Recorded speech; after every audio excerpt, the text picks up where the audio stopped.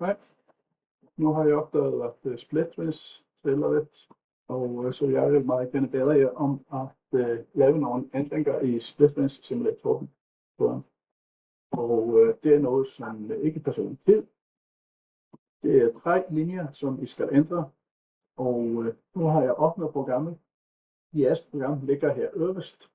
Det, som tilhører simulatoren, det er task 10 og task 100. Vi klikker på task 100. En pile, vi åbner den. Så ser vi en rutine, som hedder SRSim. Den dobbeltklikker vi på. Så har vi fået en struktureret tekst. Det er ikke noget til at være bange for. Vi scroller lidt længere ned, og i linje hos mig, i linje 30, så står det faktisk køle til minus 2,8. Jeg lægger simpelthen musen ind og ændrer den her til 0,4. Så er den linje færdig. Og så kan vi ned til varme. Det står nu 2,1.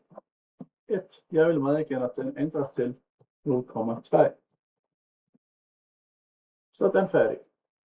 Så har jeg haft lidt udfordringer med belastningen. Så den ændrer vi simpelthen på den måde, at I lægger musen, det er linje 45 hos mig, as a load. Vi lægger musen til venstre side, vi trykker på Enter en gang, så sætter vi 2 skråstreg foran as a load, det vil sige, at vi fjerner faktisk linjen. Men jeg vil definere den igen, så jeg kan godt kopiere as a load og Ctrl-C, lægger musen ovenfor, Ctrl-V. Så har vi de her 2 punkter, lige med 0,3 ganget med PT 100.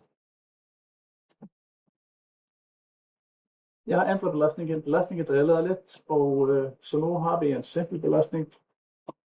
Jeg har ændret lidt, hvordan køle- og varmefladen reagerer. Og det er de her linjer, som faktisk er nok at lave. Vi klikker på Save øverst. Og så er det selvfølgelig godt at se, hvis jeg har nogle fejl. Og jeg skal lige gøre skærmen lidt større. Vi går op. Jeg klikker på den her. Og når jeg klikker på den her, så kan I se, hvis jeg har nogle fejl eller ikke nederst i vinduet. Jeg vil meget gerne have ingen fejl. Men hvis I har en eller anden fejl, så får I besked nederst, jamen programmet henviser til fejl. Ofte er det, at vi glemmer jo, at det skal være en punkt imellem de her 2. Og så er det sådan en semikolon-agtigt med 2 punkter og lige med. Og det er det samme, som sker med den her. Det er en punkt eller dot. Og husk, at glemmer ikke semikolon. Det afslutter linjen faktisk. Og så er vi faktisk klar til at fortsætte.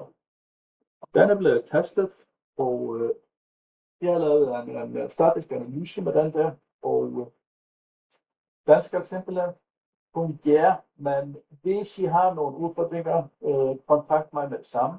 Send mig en mail, vi kan tage det over Teams, eller jeg bliver i skole, hvis det er noget. Men det er sådan en udfordring, som ofte sker, når vi arbejder med simulatorer, fordi at den skal ofte gerne mange hænder, så den kan køre 100%. Men resten har jeg også testet, og det er ikke noget at hente der. Så alt andet fungerer 100%. Og de her 3 ting, som jeg ændrer, det er faktisk nok til at få det hele til at køre. Jeg håber jo, at det går godt med at ændre, og jeg siger bare tak, og kontakt mig, hvis I har nogle problemer.